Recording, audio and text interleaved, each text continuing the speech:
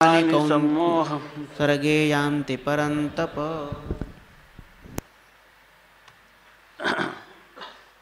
भगवान परमात्मा अर्जुनाला सांगते झाले, नाहम प्रकाशः सर्वस्य योगमाया समावृतः मूढोयम नाभिजानाति मामेभ्य परमव्ययम. माझ्या वास्तव स्वरूपाचं ज्ञान झालं तर ते सर्व लोक ह्या माया नदीतून तरून जाऊ शकतात.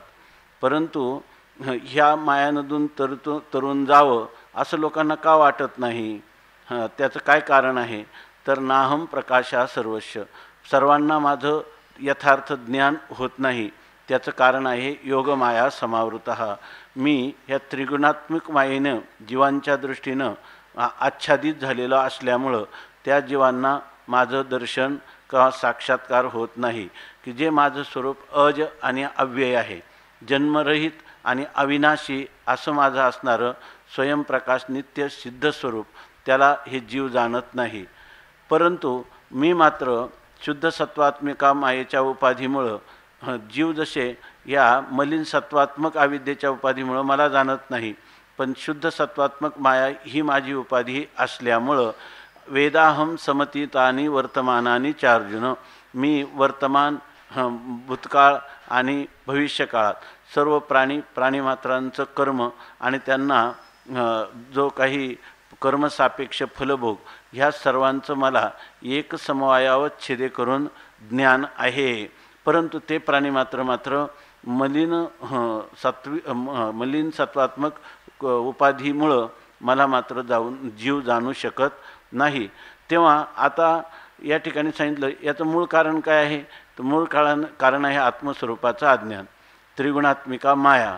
पण याच्या अतिरिक्त त्यांना माझ्या स्वरूपाचं ज्ञान प्रतिबद्ध होण्याला दुसरं काही कारण आहे का?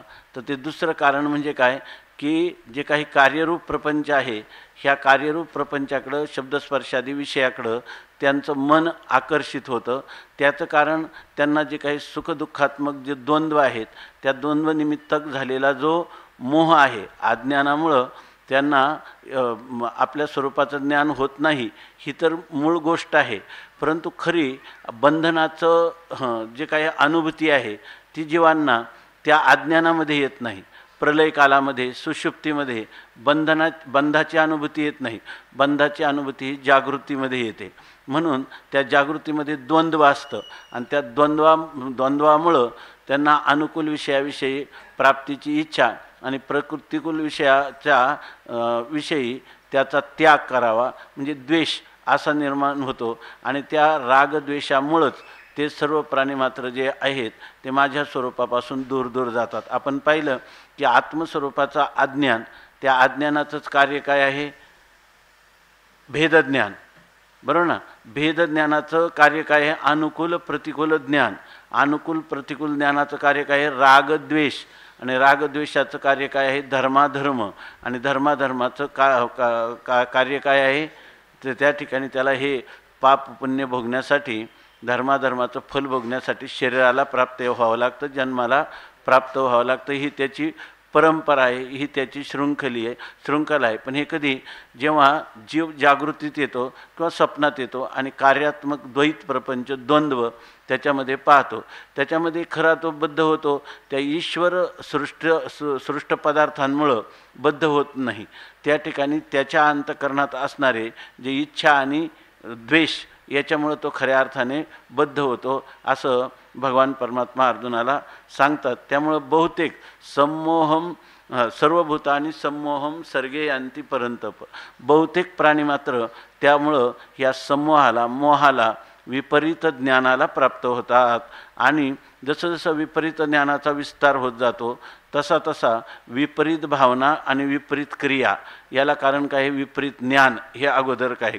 कारण अगोदर जानाती, नंतर इच्छती आणि नंतर करोती, अशा प्रकारचा क्रम आहे. पहिल्यांदा ज्ञान होतं, ज्ञान झाल्यानंतर इच्छा होते आणि इच्छा झाल्यानंतर त्या क्रियेला तो प्रवृत्त होतो, त्या क्रियेचा त्याग किंवा ग्रहण करायला प्रवृत्त होतो. हा कार्यनिमित्तक होणारा जो मोह आहे याला द्वंद्व मोहेन असं म्हणतात. आता या मोहातून तरुण जायचं असेल तर अर्जुनाला दोन विशेषणं दिलेली आहेत.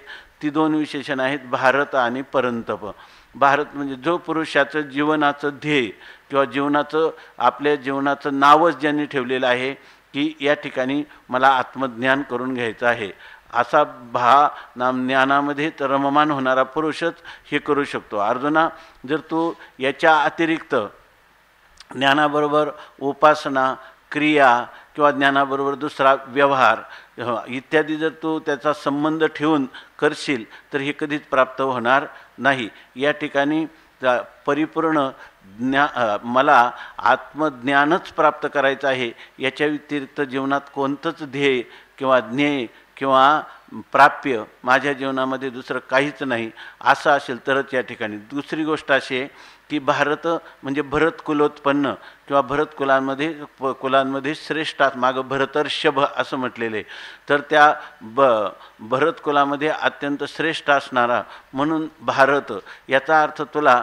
आपल्या पूर्वीच्या जे काही वंशज आहेत त्या वंशजांनी काय केलं याचं उदाहरणार्थ कुंतीचा एवढा मोठा अधिकार आहे, तर ते ह्या सगळ्या गोष्टीची माझ्या वडिलांची मिराशिगा देवा, तुझी चरण सेवा पांडुरंगा, उपवास पारणी राखीला दारवंटा, केला भोगवटा आम्हालागी ना. तर या ठिकाणी वंश परंपरा दासमी अंकिता, तुका मोकलिता लाजकोना, अशा प्रकाराने जर अंतकरणात मला कितीही कष्ट पडले तरी चालतील, मी ह्या संपूर्ण विश्वाचं ऐहिक किंवा पारलौकिक भोग स्वतः अनुकूल होऊन मला प्राप्त झाले तरी मी त्यांच्याकडे ढुंकूनसुद्धा पाहणार नाही, कारण माझं ध्येय फक्त ब्रह्मज्ञान प्राप्ती, जीव ब्रह्मैक्य ज्ञानद्वारा विदेह कैवल्य जीवनमुक्ती, विदेह कैवल्य हे माझं ध्येय आहे असं जर केलं तर. आणि हे करत असताना ह्या मार्गामध्ये त्याला परंतप असं म्हणतात, परांताप येती. या मार्गामध्ये मुख्य जर कृदय काय त्यांनी 16व्या अध्यायामध्ये लिहिले की काम, क्रोध आणि लोभ हे 3 वैरी आहेत म्हणून. त्रिविधम नरकस्येदम द्वारम नाशनम आत्मनः, काम क्रोधस्तथा लोभस्तस्माद एतत्रयम त्यजेत. हे जे काम क्रोध घातले बाहेरी, काम क्रोध वैरी बैसला अंतरी पांडुरंग. या ठिकाणी काम, क्रोध आणि लोभ यांना दुरूनच त्यांचा त्याग करायचा आणि अशा प्रकारे ह्या शत्रूंचं नाशन करण्याचं म्हणजे अंतकरणातल्या ह्या ज्या किंवा हे काम, क्रोध, लोभ हे सगळ्यांचंच उपलक्षण आहे.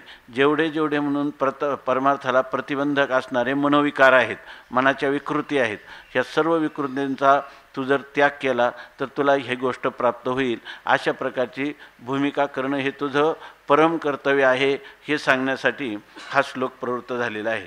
आता यावर आपण माऊलींनी सांगितलेलं चिंतन आपलं चालू आहे, काही ओव्या झालेल्या आहेत.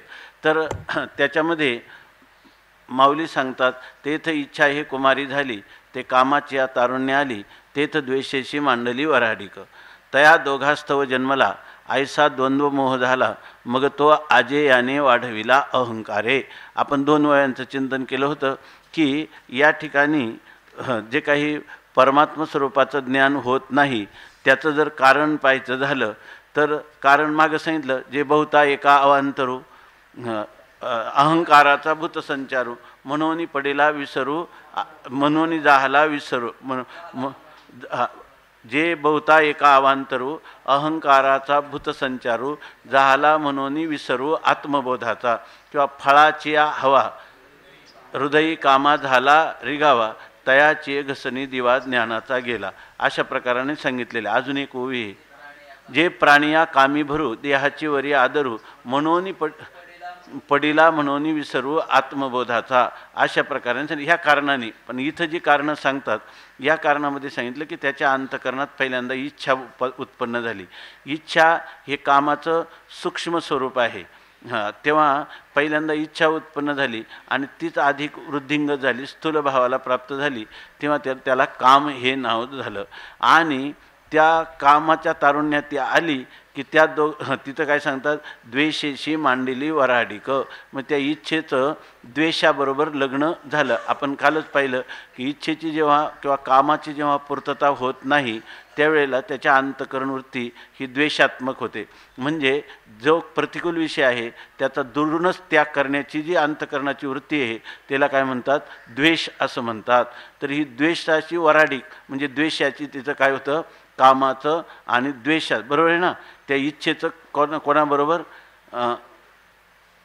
द्वेषाबरोबर तिचं लग्न होतं. म्हणजे इच्छा आणि द्वेष हे मुख्य, अंतःकरणात काम आणि द्वेष हे विकार निर्माण झाले की त्यांचं दोघांचं लग्न झालं. म्हणजे अंतःकरणामध्ये कामही आहे आणि अंतःकरणामध्ये द्वेष आहे. म्हणजे सगळे जे अनर्थ आहे ते इच्छामूलक आणि द्वेषमूलक आहेत. इच्छामूलक म्हणजे अनुकूल असला तर प्राप्त व्हावं, आणि द्वेषमूलक म्हणजे प्रतिकूल असला तर त्याचा त्याग करावा. असं जेव्हा जेव्हा ह्या दोन वृत्ती एकत्र येतात, बरोबर ना, तेव्हा त्या दोघांचं काय झालं, लग्न झालं. आणि त्या दोघास्तव जन्मला आईसा द्वंद्वमोह झाला. आणि त्या दोघांपासून काय होतं, द्वंद्वमोह. द्वंद्वमोह म्हणजे समोर आलेले जे द्वंद्व आहे, सुख दुःख, शीत उष्ण, पाप पुण्य, हे जे आले, हा जो द्वंद्व निमित्तक झालेला जो मोह आहे, द्वंद्व म्हणजे द्वंद्व निमित्तक झालेला, द्वंद्वामुळं निर्माण झालेला. जर आपल्याला सुषुप्तीमध्ये द्वंद्व नाहीत तर त्या ठिकाणी आपल्याला त्या पदार्थाचा मोह पण विपरीत भावना पण होत नाही. कारण विपरीत ज्ञानाचे जे विषय व्हावे तेच त्या सुषुप्तीमध्ये काय असतात, कारणामध्ये लीन झालेले असतात. त्यामुळे तिथं हा द्वंद्व मोह होत नाही. तो जागृत अवस्थेमध्येच ज्यावेळेला इच्छा आणि द्वेष यांच्यापासून हा द्वंद्व मोह, मोह म्हणजे वैचित्य किंवा विपरीत ज्ञान, त्या ठिकाणी जो पदार्थ यथार्थ त्याचं ज्ञान झालं नाही, म्हणजे त्या पदार्थाचं अन्य रूपाने जे ज्ञान होतं ते म्हणजे कोणतं, पहिल्यांदा मी ब्रह्मरूप आहे असं कळलं नाही म्हणजे त्याला मोह होतो, म्हणजे मी देह आहे अशा प्रकारचं त्याला विपरीत ज्ञान होतं किंवा अन्यथा ज्ञान होतं. आणि तो द्वंद्व मोह तो त्याच्यापासून उत्पन्न झाला. आता हा जो द्वंद्व मोह आहे हा म्हणजे आपल्याला शीत उष्ण याच्यामध्ये मोह निर्माण झाला. म्हणजे हे जे द्वंद्व आहे त्या द्वंद्वामध्ये त्या पदार्थामध्ये ज्या पदार्थाविषयी राग आहे त्याच्याविषयी अनुकूल बुद्धी होऊन त्याच्या प्राप्तीची इच्छा झाली. आणि ज्या वेळेला एखादा पदार्थ प्रतिकूल आहे त्याच्या निवृत्तीची इच्छा झाली. हा द्वंद्व मोह झाला. पण मुळात ते जे द्वंद्व आहे त्या द्वंद्वाचं स्वरूपच कळलं नाही की हे जे शीतउष्ण किंवा सुखदुःख हे जे धर्म आहेत हे अंतःकरणाचे धर्म आहेत, हे आत्मस्वरूपाचे नाही. मग अशा वेळेला आणखीन मोह झाला. म्हणजे तो मोह आणखी प्रगाढ होत गेला आणि त्याच्यामुळं पुढचा जो विचार आहे पुन्हा आत्मस्वरूपाकडे येण्याचं तर दूरच राहिलं, परंतु आणखीन त्याचा विस्तार जो आहे तो अज्ञानाचा विस्तार होत जातो. आणि म्हणून म्हणतात की तया दोघास्तव जन्मला आईसा द्वंद्वमोह झाला. आता हा द्वंद्वमोह झाला तर हा वाढत कसा जातो, कारण माणसाचं सगळं जीवन आहे ना द्वंद्वातून अतीत होण्यात जात नाही. तुकाराम महाराज म्हणतात ना, कोण पुण्य ऐसा कोण पुण्य त्यांचा होईल सेवक, जीही द्वंद्वाधिक दुराविले. वास्तविक ऐशी वर्मे मज दावी नारायणा अंतरीच्या खुणा प्रगटोनी. आता त्याला त्या अंतराच्या खुणा प्रगटून द्वंद्वाच्या अतीत व्हावं याचं भानच राहत नाही. उलट जीवन म्हणलं ना की जीवनामध्ये काय पाहिजे, सुख दुःख ही द्वंद्व असणार, त्यांच्याविषयी सत्यत्व बुद्धी आहे. हा सगळा विस्तार कशामुळं झाला तर हा विस्तार झाला की त्या ठिकाणी आत्मा आणि अनात्मा यांचा दोघांचा झालेला जो आत्म्यावर अनात्म्याचा आणि अनात्म्यावर आत्म्याचा झालेला अध्यास म्हणजे अन्योन्याध्यास. त्यामुळं त्याला ही जी गोष्ट आहे हा अन्योन्याध्यास कळत नाही. तर उलट काय म्हणतात, तो अजेयाने वाढविला अहंकार आहे. मुळामध्ये जो अहंकार आहे तो आत्मस्वरूपापासून दूर गेला आणि आत्मस्वरूपाला त्यांनी जाणलं नाही. म्हणजे त्याचा अहंकाराची दोन रूप आहे, एक शुद्ध रूप आणि अशुद्ध स्वरूप. शुद्ध रूप आहे ते ये रवी सर्वांच्या हृदयदेशी मी अमुका आहे आईशी बुद्धी स्फुरे अहर्निशी ते वस्तुगामी. केवळ स्फुरद्रूप असणारं हे त्या अहंकाराचं खरं स्वरूप आहे, विशुद्ध स्वरूप आहे, केवळ शुद्ध ज्ञानस्वरूप. पण त्यांनी काय केलं, ज्ञानाचं बुद्धीमध्ये जे पडलेलं प्रतिबिंब आहे त्या प्रतिबिंबाने त्या ठिकाणी बुद्धीच्या धर्मांचं तादात्म्य घेतलं. नंतर ती बुद्धी ज्या शरीरात राहते, त्या मध्यम परिमाणी असणारी बुद्धी ज्या स्थूल शरीरात राहते त्या शरीराला मी म्हटलं, आणि नंतर वाढतच गेला, त्या शरीर संबंधी असणाऱ्यांना माझं म्हणत गेला. अशा प्रकाराने तो अहंकार म्हणजे जो कोणता अहंकार, हा मिथ्या अहंकार. मिथ्या अहंकार म्हणजे कोणता? बुद्धीमध्ये पडलेलं प्रतिबिंब हेच माझं खरं स्वरूप आहे. लगेच बोला, बुद्धीमध्ये पडलेलं स्वरूप हेच माझं खरं स्वरूप आहे. म्हणून त्या ठिकाणी त्या अहंकाराने बुद्धी, चित्त, मन अशा प्रकारचं आणखी काय अहंकार, त्या अहंकाराने मन, बुद्धी, चित्त या रूपामध्ये तो परिवर्तित झाला. आणि त्याच्यातही ते जे काही मन आहे ते मनही पुन्हा अनात्म पदार्थाचं चिंतन करायला लागलं. बुद्धी अनात्म पदार्थाविषयी निश्चय करायला लागला. अहंकार जो आहे तो त्या ठिकाणी केवळ अहममध्ये राहिला नाही, तर तो ममतेमध्ये परिवर्तित झाला. अशा प्रकारे त्याचा विस्तारच होत गेला. तो आजेयाने वाढत, त्याला अहंकार हा काय आजोबा. म्हणजे याचा अर्थ द्वंद्व हे ना, का द्वंद्वामुळं होणारं जे दुःख आहे किंवा जो मोह आहे तो कार्यात्मक अवस्थेत आहे, पण मूळ त्याचं कारण कोण आहे? अहंकार आहे. कारण अज्ञानापासून प्रथम जी उत्पत्ती झाली जेव्हा अहंकाराची, त्याच वेळेला तो जो अहंकार आहे तोच मुळा अनात्मा आहे. परंतु त्याने हे माझं स्वरूप सत्य आहे, मी सत्य आहे असं समजून त्याने तो वाढत गेला. म्हणजे तो अहंकार ह्या देहादिकांच्या विषयी तादात्म्य भ्रांती त्याला झाली किंवा तादात्म्य त्यांनी धारण केलं. म्हणून मूळ कारण काय आहे? मूळ कारण सगळ्यात अहंकार हा पहिला आहे. म्हणून तो आजोबा आहे. म्हणजे ह्या द्वंद्वमोहाला वाढवणारं जे आहे ते खरं आहे अहंकार. जर त्या ठिकाणी तो अहम जर संकोचित झाला त्या ठिकाणी आणि तो व्यापक असणाऱ्या ब्रह्मस्वरूपाच्या ठिकाणी जर त्याने ते ब्रह्म मी आहे असा निश्चय केला असता तर हा द्वंद्वनिमित्तक मोह निर्माण झाला असता का? कारणापासून कारणात्मक असणारा जो मोह आहे, बरोबर ना, कारण स्वरूप मोह झाला असता का? कार्यासंबंधाने मोह झाला असता का? कारण कार्यकारण भ्रांतीमधलंच माझं एक स्वरूप त्याच्यातलंच आहे असं म्हणून त्यांनी काय केलं असतं? आपला स्वतःचा बाध केला असता.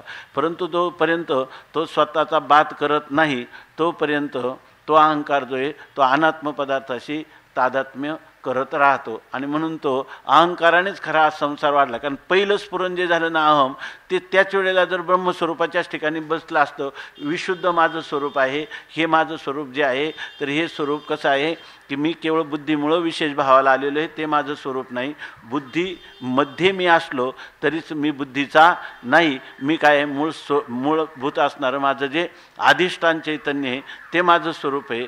हे न समजल्यामुळं हा सगळा विस्तार होत गेला. म्हणून ह्या अहमस्फुरण जे आहे, पहिलं जर अहमस्फुरण जे होतं ते पहिलं अहमस्फुरण अहंकाराला खरं अस्तित्व येतं कोणापासून?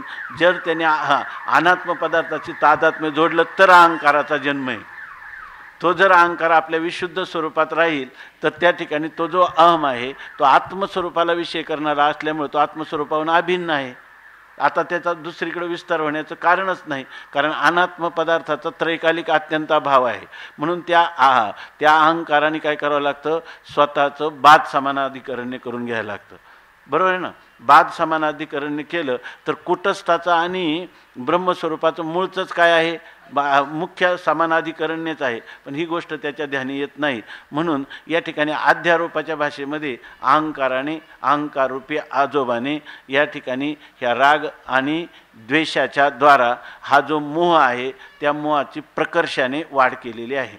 म्हणजे त्याची वृद्धी केली, त्याला पुष्ट केलं असं म्हटलेलं आहे. म्हणून मनुष्य जर सावध असता, मी कोण आहे या उत्तरात जर त्याने आत्मस्वरूपाचं ज्ञान करून घेतलं असतं तर त्याला हा पुढचा त्याला जो अनर्थ आहे, बंधन रूपी अनर्थ, त्याला कधीच प्रवृत्त व्हावं लागलं नसतं. म्हणून ज्ञानोबराय काय म्हणतात? मी कोण आहेसा करावा विचार, मी आहे मी हा कोण, आहे मी हा कोण करावा विचार, म्हणे ज्ञानेश्वर निवृत्तीचा. मनुष्य मी नेमका कोण आहे याचा विचार करायला प्रवृत्त झाला की तो ब्रह्मस्वरूपापर्यंत जाऊन पोचेल. म्हणून म्हणतात तो आजेयाने वाढविला अहंकार आहे. आता ह्या अहंकाराचं वर्णन करतात की आता पुढं काय होतं? जो धृतीशी सदा प्रतिकूळू नियमाही नागवे सळू आशा रसे दोंदिलो झाला साता. हे जसं जीवनामध्ये एकदा मनुष्य आत्मस्वरूपावरून त्याची वृत्ती चळली किंवा ढळली का त्याचं कसं कसं अधपतन होत जातं हे ह्या श्लोकामध्ये सांगितलेलं आहे. जर आपण अधपतनाचा कोणी जरी विचार केला कसं कसं आपण स्वरूपापासून जेव्हा च्युत झालो तेव्हा कसं कसं पुढं होत जातं. म्हणून सगळ्यात मोठा उपाय का स्वरूपापासून च्युत न होणं, म्हणजे पुढच्या अनर्थाचं त्याला कोणताही प्रकारचा अनर्थ भोगावा लागणार नाही. मग आता सांगतात तो अहंकार आहे कसा त्याची पण जाणीव करून देतात माऊली. जो धृतिषु सदा प्रतिकूळू, जो धैर्य जे आहे ना त्या धैर्याला तो नेहमी विरुद्ध असतो. म्हणजे अहंकार बरोबर आहे ना, अहंकार एकदा वाढला की तो सात्विक धैर्य जे आहे ना त्या सात्विक धैर्याला नेहमी विरोध करतो. सात्विक धैर्याचं स्वरूप काय आहे, सात्विकी धृतीचं स्वरूप काय सांगितलं, धृत्या यया धारयते मन प्राणेंद्रिय क्रिया योगेना व्यभिचारिण्या धृती सा पार्थ सात्विकी असं सांगितलेलं आहे. की सुरुवात काय याची, धृत्या यया धारयते, ज्या धृतीनं मनुष्यात धारण केलं जातं काय, प्राण इंद्रिय मन यांचा संयम केला जातो. त्यांचे संयम करणारी जी धृती आहे धैर्य आहे त्याला म्हणतात सात्विक धैर्य. परंतु तिला हा काय आहे, विरुद्ध आहे. आणि विरुद्ध म्हणजे याचा अर्थ काय, सात्विक धैर्य किती जरी प्रयत्न केला तरी तो उत्पन्नच होऊ देत नाही. आणि सात्विक धैर्य उत्पन्न झालं तर त्याला काय करतो, अभिभूत करतो, दडपून टाकतो अहंकार या ठिकाणी. त्याच्या अंतःकरणामध्ये म्हणजे तामसी अहंकार राजसी अहंकार हे सात्विक अहंकाराला काय करतात, दबून टाकतात. कारण त्याचं कारणच असे, अहंकार हा धियमृते, अहंकार त्या बुद्धीला सांगतो तू सात्विक धैर्य काय करते. सात्विक धैर्य केल्यावर काय होईल, जर तू सात्विक धैर्य केलं तर तुला तुझं सगळं स्वरूप कळेल. आणि तुला स्वरूप जेव्हा कळेल तेव्हा तू स्वतःचा बात करशील आणि ते असंग निर्विकार असणारं सामान्य अधिष्ठान रूप होतील, तुझं अस्तित्वच संपेल. म्हणून त्या विवेक चूडामणीमध्ये सांगितलं अहंकार हा धियमृते मा सुप्त प्रबोधय. अरे ह्या प्रकाराने अहम ब्रह्मास्मी असं जर तू निश्चय करायला जाशील तर काय होईल, झोपलेला तो सामान्य असणारा परमात्मा तुझ्यामुळं विशेष भावाला येईल, त्या म्हणजे जागृत होईल, विशेष स्वरूपाने त्याला आपलं यथार्थ ज्ञान होईल. त्याला तू जाग करू नको. आणि उत्थिते परमानंदे, तो जर परमानंद रूपाने उत्थान पावला तर होईल काय, नत्वम, तूही राहणार नाही. अहंकार म्हणतो मीही राहणार नाही, न वै जगत, आणि हे जगतसुद्धा राहणार नाही. मग याच्या ठिकाणी भोग्य भोगता ही त्रिपुटी जर तिथं नाही तर काय तुझा उपयोग. तुला काहीतरी तुझं स्वतंत्र अस्तित्व ठेवलं पाहिजे असा हा अहंकार सांगतो. त्यामुळे त्या सात्विक धैर्य जे आहे त्या सात्विक धैर्याला तो कधीच दडपून टाकतो. म्हणून म्हणतात धृतीशी सदा प्रतिकूळ. आता नियमाही नागवे सळू. आता हा सळू म्हणजे इतका छळ करणारा आहे, म्हणजे हा छलकपट करणारा हा अहंकार आहे की तो नागवे, तो कधी आपल्या आटोक्यात येत नाही किंवा आपल्याला त्याचं नियमन केलं जात नाही. का, कोणाला, तर नियम आहे. अशा वेळेला तुम्ही म्हणाल की आपल्याला हे नियम म्हणजे यम नियमाचं सगळं किंवा नियम म्हणजे त्याचं नियमन करणं. जर या ठिकाणी हा अहंकाराचं नियमन करायचं म्हटलं तर तो नियमन करायला हा अहंकार कुठं सापडतच नाही. जर तो काय एखादा स्थूल पदार्थ असता तर आपण त्याला पकडलं असतं, परंतु तो तिथं सापडतच नाही. नियमाही नागवे सळू, त्या ठिकाणी हा अहंकार. स्वामी महाराज सांगायचे की जर मन नावाचं तर तो सापडला असतं तर मी लगेच पकडला असतं आणि त्याचा समाचार घेतला असता. आपण अनेक वेळा चिंतन केलं. त्याच्यामध्ये हा नियम आहे किंवा नियम म्हणजे जर आपण म्हटलं काय शौच संतोष तप स्वाध्याय ईश्वर प्रणिधान हे जरी आपल्याला करायचं झालं तरी हे सुद्धा तो करून देत नाही. मग या ठिकाणी अहंकार जो आहे तो अहंकार आपल्याला शास्त्रीय जे काही नियम सांगितलेले आहेत ते नियमही करून देत नाही. किंवा अहिंसा सत्य असते ब्रह्मचर्य अपरिग्रह शौच संतोष तप स्वाध्याय ईश्वर प्रणिधान काहीच करू देत नाही. म्हणून कारण तो काय फसवतो. अरे याच्यामध्ये तो नियमन करून काय होणार आहे, आहे की नाही. याच्यापेक्षा मन मानेल तसं जर केलं तर तुझं काय होणार आहे, पुष्टी होणार आहे. अशा प्रकारचं बुद्धीला मनाला सुद्धा सांगतो संकल्प तसेच करणं चांगलं आहे. कोणते विषयाविषयीचे संकल्प करणं चांगलं आहे. चित्ताला सांगतो हेच चिंतन करणं चांगलं आहे. कारण हे जर काय जय अहंकार धरी सोहमपण तै चित्ती प्रगटे चैतन्य घन. अहंकारानं जर म्हणायला लागला मी ब्रह्म आहे तर चित्तात काय होतं, चैतन्यात प्रगट होतं, तेव्हा मन काय होतं? मनही होय उन्मन, आणि बुद्धीचा निश्चय पूर्ण परब्रह्मी. पण असं गेलं तर आपलं स्वतःचंच अहंकार, स्वतःचंच अस्तित्व जातं, आणि अहंकार जर सोहम म्हटला तर तो ब्रह्मरूप होतो. मग अशा प्रकारचं झालं तर त्याचं जे काही भौतिक जीवन आहे, त्याचं जे जीवनामध्ये त्यांनी स्वैरपणाने जे विषयाच्या भोगाद्वारा सुख प्राप्त करण्याचं त्याचं जे मनोकामना आहे, त्या कामनाची कधीच पूर्तता होत नाही. म्हणून हा नियमही नागवे सळू. सळू म्हणजे हा छलकपट करणारा जो अहंकार आहे, त्याला तो नियमानेही नागवे, आटोक्यात येत नाही, बांधला जात नाही, नियमात देखील तो सापडला जात नाही, अशी त्याची स्थिती आहे. आणखी पुन्हा काय हे अहंकाराला? आता मग तुम्ही म्हणाल अहंकार ज्या वेळेला काही संकल्पना करतो तर त्या सगळ्या संकल्पना त्याच्या पूर्ण होतात का? होत नाहीत. होत नाहीत ही खरी गोष्ट आहे. सर्व सुखाच्या आशा जन्म गेला आणि क्षण एक मुक्ती यत्न नाही केला, आणि हिंडता दिशा शिन पावला मायावेष्टीला जीव माझा, असं जरी असलं तरीसुद्धा पण आशा तर आहे की नाही. आज जरी सुख प्राप्त नसलं तरी या ठिकाणी म्हणजे त्या अहंकाराला या ठिकाणी एक रस मिळतो. एक जसं हे त्यांनी सांगितलं ना, त्या इच्छा आणि द्वेषापासून लग्न झालं आणि त्यांच्यापासून द्वंद्व मोह हा पुत्र निर्माण झाला. आता त्या पुत्राला काहीतरी दुग्धपान केलं पाहिजे ना, तर ह्याला दुग्धपान करायला कोण आहे? आशा रसे दोन दिलो झाला साता. तो काय म्हणतात? आशारूपी रस आहे ना, म्हणजे आशारूपी दुग्ध. रस आणि अमृत हे जे ज्ञानेश्वरीमध्ये दोन शब्द आहेत. इथे एक पुण्याचे चांगले विद्वान आले होते, त्यांनी सांगितलं की अमृतानुभव ज्ञानेश्वरी याच्यामध्ये रस आणि अमृत हे दोन शब्द जे आहेत ते बहुतेक ठिकाणी दुग्धवाचक घ्यायचे, असं त्यांनी सांगितलं. आता समजा स्वर्गातलं अमृत, ते अमृत त्या ठिकाणी, पण बाकीच्या ठिकाणी जे अमृत येतं तर ते अमृत शब्दाचा अर्थ दुग्ध घ्यावा असं ते म्हणायचे. तर इथं रस शब्दाचा अर्थ पण दुग्ध. तर इथं आशा रसे दोन दिलो झाला साता. तर त्या म्हणतात त्याला आता पेयाला काय आहे? खरं म्हणजे त्याला आशेची पूर्तता होत नाही, आणि आपल्या इच्छित इच्छाची पूर्तता झाली नाही, परंतु आपल्याला तो नंतर मिळेल अशा प्रकारची जी अंतःकरणाची वृत्ती आहे ती आशा आहे की नाही. पण आशा हाच त्याला रस आहे.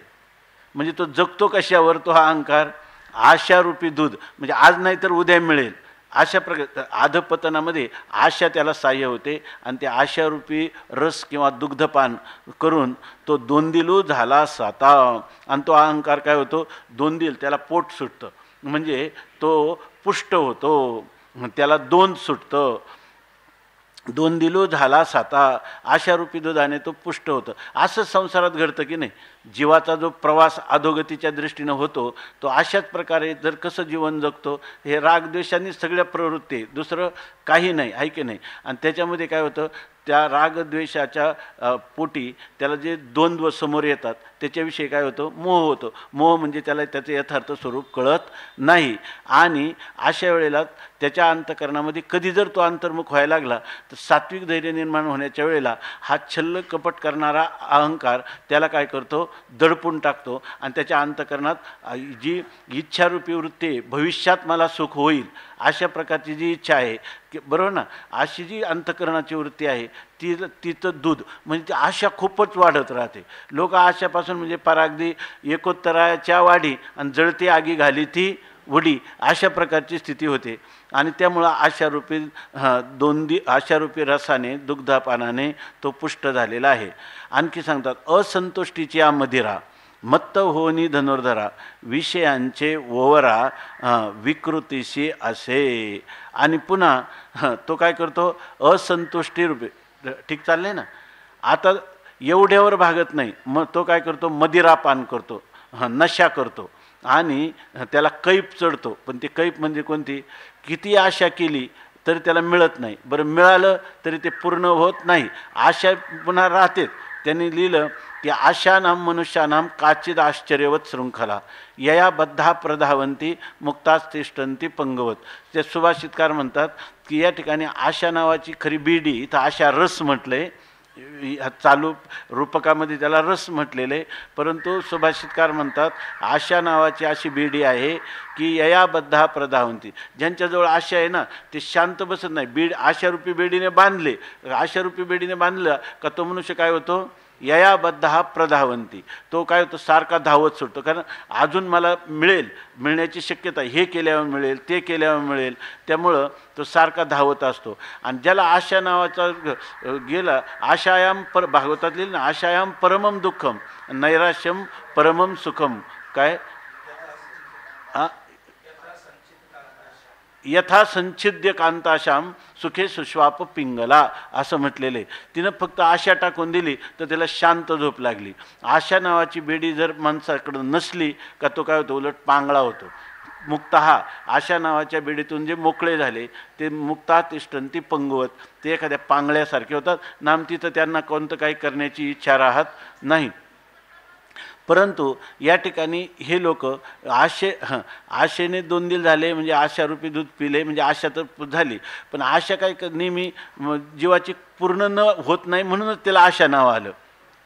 काही जरी झालं तरी ती पूर्ण होत नाही, तिचं टोक समोरच राहतं. किती जसे लोक ते हे काढतात ना, घर बांधतात, जर वरचा मजला बांधायचा नसतो 7वा तरी पण पिलर काढून ठेवतात त्याच्यामध्ये.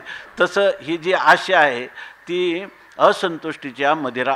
आणखीन तिला काय तो काय करतो तर असंतुष्टीचा, म्हणजे संतुष्टता कधी येते माणसाला, ज्यावेळेला त्याला आलम भावना झाली, म्हणजे आता मला पुरे असं म्हणतो, त्याला म्हणतात की संतुष्टता. की मला अमुक, आता मनुष्य संतुष्ट जेवणात कधी होतो, झाला समजायचं, आता पुरे म्हणतो तसं, आहे की नाही. पण इथं नाही, तुकाराम महाराजांना ही असंतुष्टता झाली नाही, उलट संसाराचा जेव्हा अनुभव आला ते काय म्हणतात, उलट आता पुरेपुरे हा संसार, नको दुजियाची थार, कर्म बळीवंत दुस्तर, राहून निधी स्थिर एके ठाई निश्चळ, तेव्हा मला हा संसार नको, नका मजपाशी वदो प्रपंचाचे विशी. आता मला संसार न काय संसारगंधीचे हे आता मज नस आहे सर्वथा, संसारगंधीची हे वार्ता, झालो वेडा असोनी नेनता, झालो वेडा असोनी जाणता, पावे अनंता तुका म्हणे. अशा प्रकारचं प्रपंच ओसरो आणि चित्त तुझे पायी मुरो, अशा प्रकारची ही आलंबा. तुकाराम महाराजांना काय वाटलं, हे नको, संसार दुःख रुपये वेळेच आपण हे जाणलं, आता आपल्याला हा संसार नको, आम्हाला कोण पाहिजे, फक्त आता परमात्माच पाहिजे, परमात्मा आणि परमात्म्याशिवाय दुसरं आम्हाला काही नको, या संसाराविषयी बोलूसुद्धा नका असं सांगतात ना.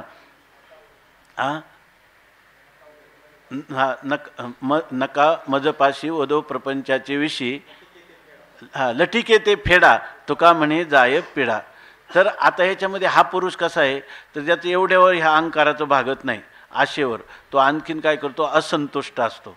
जो मनुष्य आशावान पुरुष आहे ना, तर त्याचा चेहऱ्यावरून मनुष्याला वाचता आलं पाहिजे की बा हा मनुष्य समाधानी का असमाधानी. त्याच्या असमाधानाचं सगळ्यात मोठं कारण काय आहे, आशा.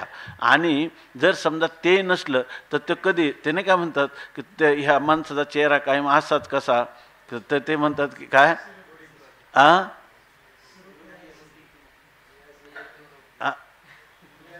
मियाजी क्योर होती हो तो उनकी सूरत ही वैसी आहे. तसं ज्या माणसाच्या ठिकाणी असंतुष्टता आहे किंवा आशा आहे त्या पुरुषाला कधीच समाधान दिसत नाही. याच्यामध्ये असंतुष्टीच्या मदिरा मत्त होऊन या धनुर्धर. आणखीन तो कसा असतो, असंतोष, म्हणजे किती जरी मिळालं तरी त्याचा संतोष होत नाही. आशेचे बांधले तुका म्हणे वाया गेले.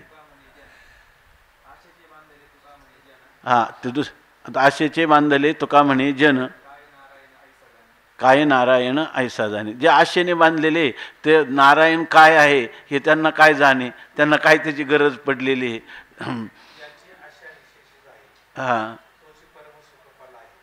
ज्याची आशा निश्चय जाय तोची परम सुखल आहे. ब्रह्मादिक वंदिती पाये अष्टमहासिद्धी राहे दासित्वे. अष्टमहासिद्धी सुद्धा जो पुरुष आहे ना, ज्याला आशा सुटली की त्याला दुसरं काही नाहीच. त्या अखंडानंद स्वामी सांगितलं, स्वामी महाराज पण सांगायचे की राजाची स्वारी चालली आणि एक मनुष्य आडवा तिथं पाय पसरून बसला. त्यांनी लगेच म्हणले का आडवा झाला, त्याच्यामध्ये तो बाजूला होतो होणार नाही.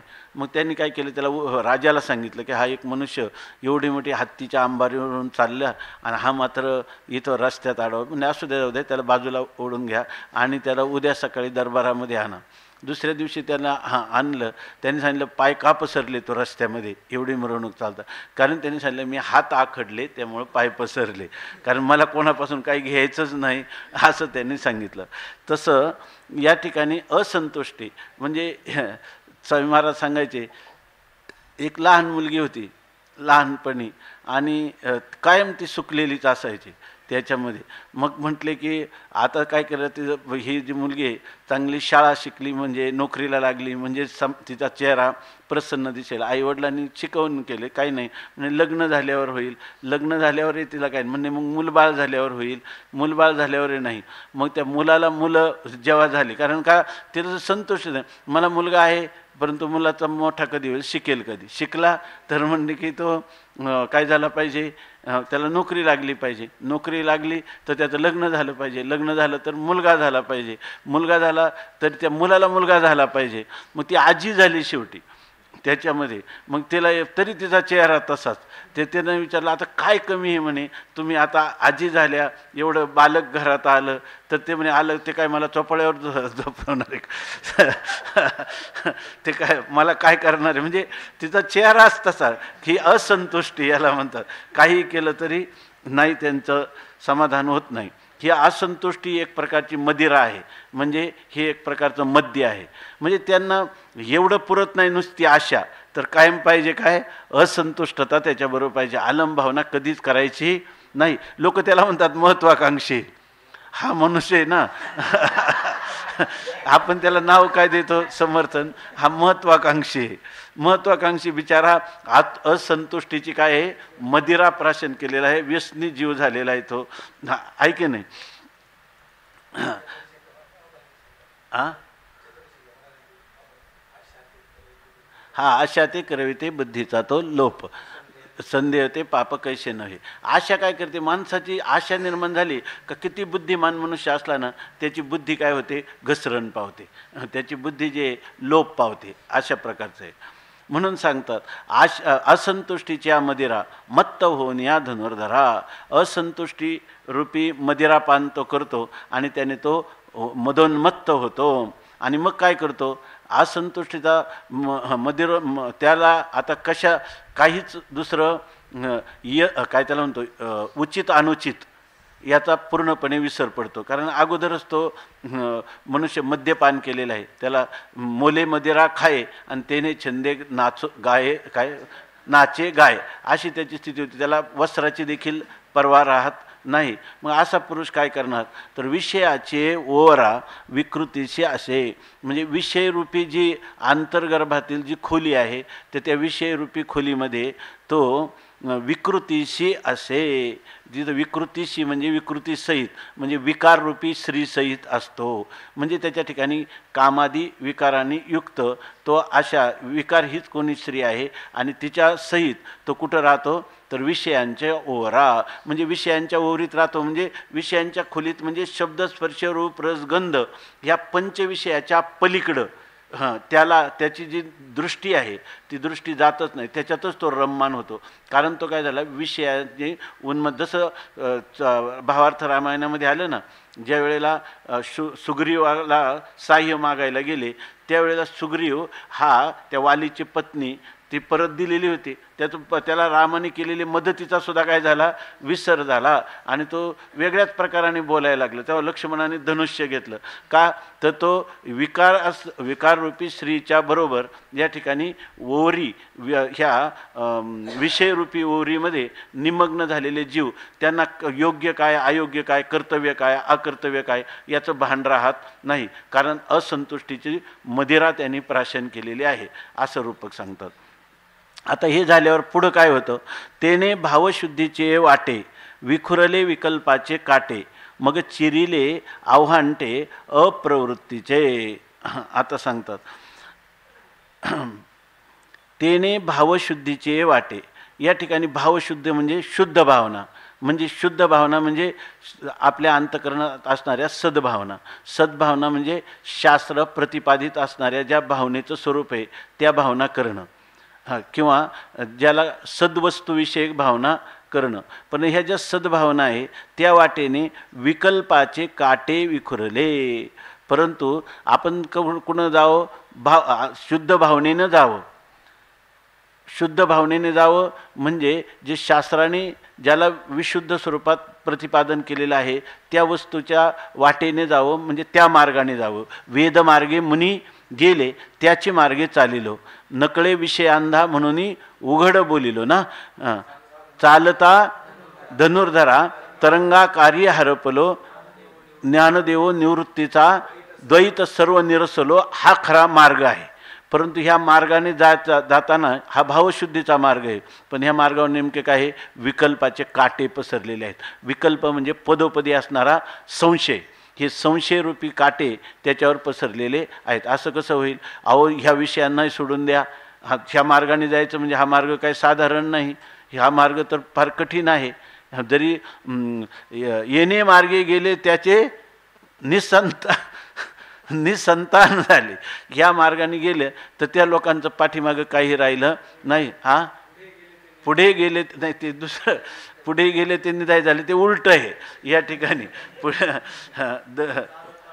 चालता वाट पुढे भय वाटते चित्ती, बहुत जन गेले नाही आले मागुती. न देखो काय झाले कान तरी ऐकती, बैसलो संधी भागी तुझं धरोणी चित्ती. तरी हा तुझा चांगलाच मार्ग आहे का नाही? बैसलो संधी भागी तुझं धरोणी चित्ती, त्याचा अर्थ बराच केलेला आहे की वृत्ती संधी कालामध्ये आम्ही राहिलो. तुला चित्तात धरलं कुठं? संधी भागी म्हणजे वृत्ती संधी भागी तुला चित्तात धरून राहिलो, म्हणजे तुझ्या स्वरूपाला दृढ धरून राहिलो, म्हणजे त्याचा अभ्यास केला. बरोबर ना?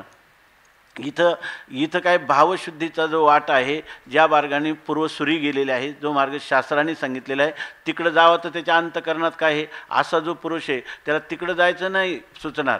त्याला काय होईल? विखुरले विकल्पाचे काटे. त्या ठिकाणी जर मार्गावर जर काटे असतील तर त्या मार्गाने मनुष्य कसा जाणार? म्हणून त्या ठिकाणी विकल्प किंवा संदेह संशय रूपी काटे विखरलेले असतात. आणि मग काय करणार तो? चिरिले आव्हांटे अप्रवृत्तीचे. आणि मग अशा वेळेला तो मार्ग काय म्हणतो? ह्या मार्गाने नको बाबा. ह्या मार्गाने जे गेले तर त्यांचे बहुत जन गेले नाही आले मागुती. ह्या लोकांना तुम्हाला वाटतं, पण मागुती आले नाही म्हणजे संसार सुखाला कायमचे आंचवले, यांना कधीही संसार सुख मिळालं नाही. आणि मग ते ब्रह्मसुख मिळालं की नाही हे काय माहिती. तेव्हा आता हे सोडा आणि पुन्हा ह्या मार्गासाठी याचा त्याग करा, आणि तो त्याचं फल प्राप्त होतं की नाही असा संशयच आहे की नाही. आणि मग ह्या संशयाने काय होतं? तो त्या वाटेने जात नाही. मग कोणत्या वाटेने जातो? अप्रवृत्तीचे आव्हांटे चिरिले. मग तो दुसरा शोध लावतो. हा मार्ग बरोबर नाही. दुसरा मार्ग कोणता आहे? अप्रवृत्ती म्हणजे शास्त्राने ज्याचा निषेध केलेला आहे, इदम मा करू, जे तुम्ही करू नका. कलंजम मा भक्षय, मांसाशन करू नका. शराब मा पिब, मद्यपान करू नका. आणि हे जे मार्ग आहे, दुसरा मार्ग कोणता आहे? मातृदेवो भव, पितृदेवो भव, आचार्य देवो भव, अतिथी देवो भव, सत्यम वद. असे जे मार्ग आहेत, तर हे मार्ग काय त्याला वाटतात? हे मार्ग उलट आडवाटा वाटतात त्याला, आहे की नाही? ह्या मार्गाने जायला नको. आणि मग तो काय करतो? मार्ग मी तुम्हाला सांगतो ना, दुसरा मार्ग काढतो. कोणता? अप्रवृत्तीचा आव्हांटा म्हणजे आडवाटा, चिरिले म्हणजे शोधून काढतो, आणि त्याला सापडतात पण. मनाच्या रथी वळगे, श्रवणाच्या द्वारे निघे, मग शब्दाची आरी घे राना माझी. मग तो दुसरीकडं कुठं मन, कुठं श्रवणेंद्रिय कुठं सांगेल ते ऐकायचं. नेत्रेंद्रिय जे पाहायला इच्छा करील तिकडं धावायचं. अशा प्रकाराने त्यांनी काय आडवाट चिरिले म्हणजे शोधून काढले असं सांगतात. तेने भावशुद्धीचे वाटे विखुरले विकल्पाचे काटे, मग चिरिले आव्हांटे अप्रवृत्तीचे. ते तुकाराम महाराजांचे का? मग तिथं कोणी जाऊ नका, पंढरीचे भूत मोठे आणि आल्या गेल्या झडपी वाटे, बहु खेचरीचे रान, जाता वेडे होय मन, तेथे जाऊ नका कोणी, गेले आले नाही परतोनी. तुका पंढरीशी गेला, पुन्हा जन्मा नाही आला. असा जन्माभावरूपी मोक्ष ही तर त्याला काय ही तर फार त्याला कल्पनाच असह्य होऊन जाते की जिथं काय खायला नाही, काय विषय भोगायला नाही, आणि अशी स्थिती प्राप्त करण्यासाठी हे लोक काय करतात, सर्व संघ परित्याग करतात. खरं तर काय आहे, यांनी ते पूर्वमीमांसा नाथ महाराजांनी भागवतामध्ये लिहिले. पूर्वमीमांसक ज्यावेळेला तुटून पडतात ह्या संन्यास धर्मावर, तेव्हा ते म्हणतात त्यांना दुसरं मोक्ष भिक्ष फळ जाऊ द्या म्हणे. पण ही एक कल्पना केली आणि काय केलं, यांनी पत्नी पुत्राधिकांचा त्याग केला आणि संन्यास ग्रहणाचं जे पाप केलं त्या पापाचं फळ आता मधुकरी मागा, खायला कुठं नाही, दरी कंदरात राहा, हे फळ भोगत बसले, असं नाथ महाराजांनी लिहिलं त्याच्यामध्ये. म्हणून ते असंच म्हणतात, तेने भावशुद्धीचे वाटे, विखुरले विकल्पाचे काटे, मग चिरिले आव्हांटे अप्रवृत्तीचे. या ठिकाणी अप्रवृत्ती म्हणजे जे निषिद्ध गोष्टी आहेत, कुमार्ग आहेत, असत मार्ग आहेत, त्या मार्गाचे आव्हांटे ते काय आहेत, आडवाट आहेत. पण त्या आडवाटा त्यांनी शोधल्या. तेने भूते भांबावली, म्हणून संसाराची आडवा माझी पडिली, मग महादुःखाच्या घेतली दांडेवरी. तुकाराम महाराज सांगतात, ही वाट इतकी सोपी आहे. तुका म्हणे तुम्ही चला याची वाटे, पांडुरंग भेटे भरवशेनी, संती हे पहिलं लाविले निशान, ते नाम वैखरी मुखे गरजो. काय सुरुवात काय त्या मग कारणा कारण वारी येले जेथे, आणि जातो तेने पंथे साधावित. असा हा पंथ आहे, हा राजमार्ग आहे. मोडोनिया वाटा सूक्ष्म दुस्तर, केला राज्यभार चाले ऐसा. परंतु हे लोक हे ऐकत नाहीत.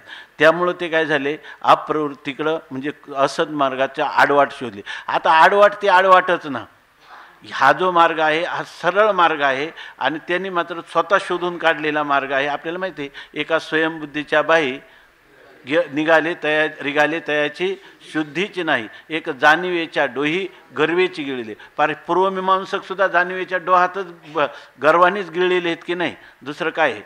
तेने भूते भांबावली, म्हणून संसाराची आडवा माझी पडिली, मग महादुःखाच्या घेतली दांडेवरी. तेने भूते भांबावली, त्यामुळं ही सगळी जी भूतं म्हणजे प्राणीमात्र जे आहेत ते प्राणीमात्र भांबावले म्हणजे भ्रमामध्ये सापडले. आणि भ्रमामध्ये सापडल्यामुळं म्हणजे जे विषय दुःखदायक आहे तेच मला सुखाला कारण होईल आणि त्यांच्या प्राप्तीचा उपाय हाच खरा मार्ग, अशा प्रकाराने ते त्याच्याकडे लागल्यामुळं भूते भांबावली. ती जणू काय भांबावून गेली म्हणजे भ्रमाला प्राप्त झाली. आणि एकदा भ्रमाला प्राप्त झालेला म्हणजे कुठं जाईल, म्हणून साराची आडवा माझी पडिली. म्हणून या संसाररूपी अरण्यामध्ये, जन्ममरणरूपी अरण्य जे आहे संकीर्ण जंगल, त्या जंगलामध्ये ते पडिली म्हणजे सापडली. आणि मग तिथं काय आहे, त्या जंगलामध्ये एकदा सापडल्यानंतर महादुःखाच्या घेतली दांडेवरी. त्यांना म्हणतात महान म्हणजे मोठमोठे असलेली जी काय दुःख आहेत. महादुःख म्हणजे इथं असणारी दुःख तर कमी आहेत, परंतु खरी दुःख कुठं त्यांना कुठं मिळतील, जे भागवतामध्ये 5व्या स्कंदामध्ये किती 28 का 29 नरक सांगितले, ते नरकाच्या दुःखामध्ये ते जातील. तुका खंती ते न करा आणि होणे गाढव कुतरा, किंवा सांगतात ना, नाही त्या यमाशी करुणा, बाहेरी काढिता कुडी प्राण, ओढाळ सापडे जैसे धान्य, चोर यातना दरी जेतू. अशा प्रकारे त्यांची स्थिती होते. त्या यमात सगळं हे ताहन भूक न साहवे वेळ, तो राखिती किती एक काळ, पिंड पाळुनी कैसा शीतळ, तप्तभूमी ज्वाळ लोळविती. अशा प्रकारची त्यांची स्थिती आहे. तेव्हा ह्या महादुःखाच्या असे जे लोक आहेत, आणि खरं तर माहिती आहे का, त्या नरकाचं दुःख कोणी पाहिलं, ह्या वेळेला त्यांना असणारी जी अशांती असमाधान, ह्याच नरक त्यांना त्या नरकापेक्षा मोठा आहे. हेच महादुःख आहे. त्यांना कधी म्हटलं तर शांत झोप आहे का, कधीच झोप नाही. एक मनुष्य मोठा सावकार होता एका गावचा, मला नाव पण माहिती आहे गाव पण माहिती आहे, विचारू नका. तर त्याच्यामध्ये तर तो ना रात्रीचं 6 ठिकाणी झोपत होता म्हणे, 1-1 तासाला बदलत होता, असे ते जुने लोक सांगतात. का तर तो जे लोकांचे गळे घोटायचा, ते व्याज वसूल करताना हे कोण मारून टाकेल काय, आणि खरोखर तसाच मेला तो.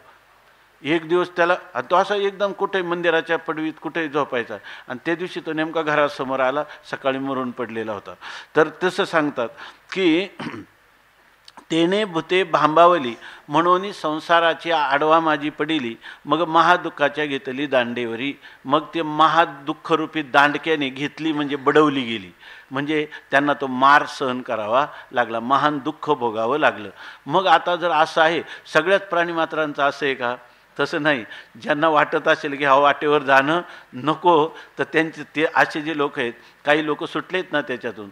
आयशे भक्त विपाईले, थोडे आहेत परंतु कोणीच नाहीत असं नाही, बहुवस नाही, फार नाहीत. मग कोणते आहेत की जे या ठिकाणी ह्या द्वंद्वमोहाने फसलेल्या लोकांचा द्वंद्वमोह त्यांना सतावत नाही किंवा प्रतिबंध करीत नाही, असे कोणते लोक आहेत ते परमात्मा सांगतात.